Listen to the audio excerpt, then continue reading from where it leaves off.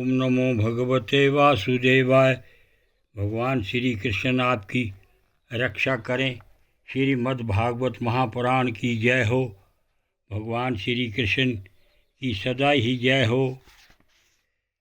अब आपके सामने मैं इस भागवत का 9वां भाग प्रस्तुत कर रहा हूँ। बस इसके बाद 3 भाग और रह जाएंगे, उसके बाद ये कथा मैं समाप्त कर दूंगा।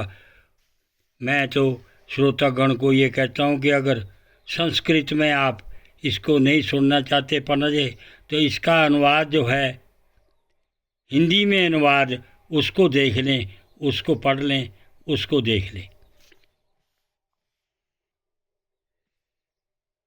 वित्तं हत्वा पुनश्चैनमं मारयशति निश्चितम् अतोर्गुप्ते गूढ़ं समाभि किं नान्यते निहत्येनं गृहीत्वारथ यस्यामो तत्र कुत्रचित् इति तानिश्चितं कृत्वा सुप्तं सम्बन्धग्ध ऋषिभम्बि पाशं कंठे निधायास तन्मृत्यु मुपच क्रम त्वरन्ति ना ममारसो चिंतायुक्त सदा भवन तप्तांगुराः समूहमाश्च तन्मुखे ही विक्षिपु अग्निज्वालाधिखेन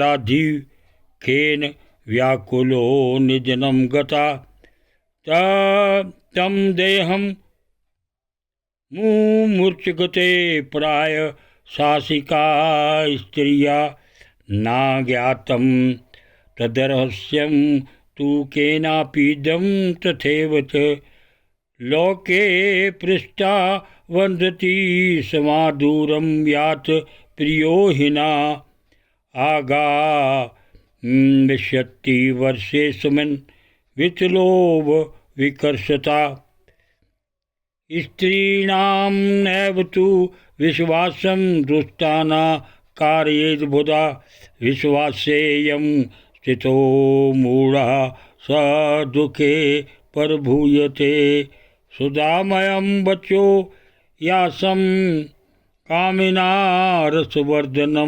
हृदयं कुशूरधाराभं प्रिया को नाम योषितां संहरतया भित्तं तायता कुलटा बहु भृतुर्का धुंधकारी बहु वात महान प्रेता कुकर्मता वातयारूपधरो नित्यं दा वंदसिदो तमं शीतात पपरी किलटो निराहारा पिपासित नालेबे शरणं कवापि गादेवेति मूर्बदन यात कालेन गोकर्णो मृत्यं लोकाद्बुध्यत अनाथं तम विद्यत वेव गया शरादं चिकरत यशं तीर्थे तु संयाति तत्र शरादं वर्तयत। राजा यह सारा धन छीन कर इसे निश्चय ही प्राण दंड देगा। जब एक दिन इसे मरना ही है तब हम ही धन की रक्षा के लिए गुप्त रूप से इसको क्यों ना मार दें।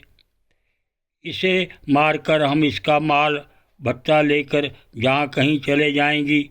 ऐसा निश्चय कर उन्होंने सोए हुए धुंधकारी को रस्सियों से कस दिया और उसके गले में फांसी लगाकर उसे मारने का प्रयत्न किया। इससे जब वह जल्दी ना मरा तो उन्हें बड़ी चिंता हुई। तब उन्होंने उसके मुख पर बहुत से दहकते अंगारे डाले। इससे वह अग्नि की लपटों से बहुत चटपटा कर मर गया। उन्होंने उसके शरीर को एक गड्ढे में डालकर गाड़ दिया। सच है, स्त्रियां प्राय बड़ी दुस्साहसी होती हैं। उनके इस कृत्य का किसी को भी पता न चला। लोगों के पूछने पर कह देती थी कि हमारे प्रीतम पैसे के लोभ से अब की बार कहीं दूर चले गए हैं, इसी वर्ष के अंदर लौट आएंगे। बुद्धिमान पुरुष को दुष्टा स्त्रियों का कभी विश्वास ना करना चाहिए। जो मूर्ख इनका विश्वास करता है उसे दुखी होना पड़ता है। इनकी वाणी तो अमृत के समान कामियों के हृदय में रस का संचार करती है, किंतु हृदय छुरी की धार के समान तीक्ष्ण होता है। भला इन स्त्रियों का कौन प्यारा है। वे उल्टाएं धुंधकारी की सारी संपत्ति समेट कर वहाँ से चंपत हो गईं। उनके ऐसे ना जाने कितने पति थे और धुंधकारी अपने कुकर्मों के कारण भयंकर प्रेत हुआ। वह वंडर के रूप में सर्वदा दसों दिशाओं में भटकता रहता था तथा शीत घास से संतप्त और भूख प्यास से व्याकुल होने के कारण हा देव चिल्लाता रहता था, परंतु उसे कहीं भी कोई आश्रय ना मिला। कुछ काल बीतने पर गोकर्ण ने भी लोगों के मुख से धुंधकारी की मृत्यु का समाचार सुना। तब उसे अनाथ समझकर उन्होंने उसका गया जी में श्राद्ध किया और भी जहाँ जहाँ वे जाते थे उसका श्राद्ध अवश्य करते थे। ओम नमो भगवते वासुदेवाय।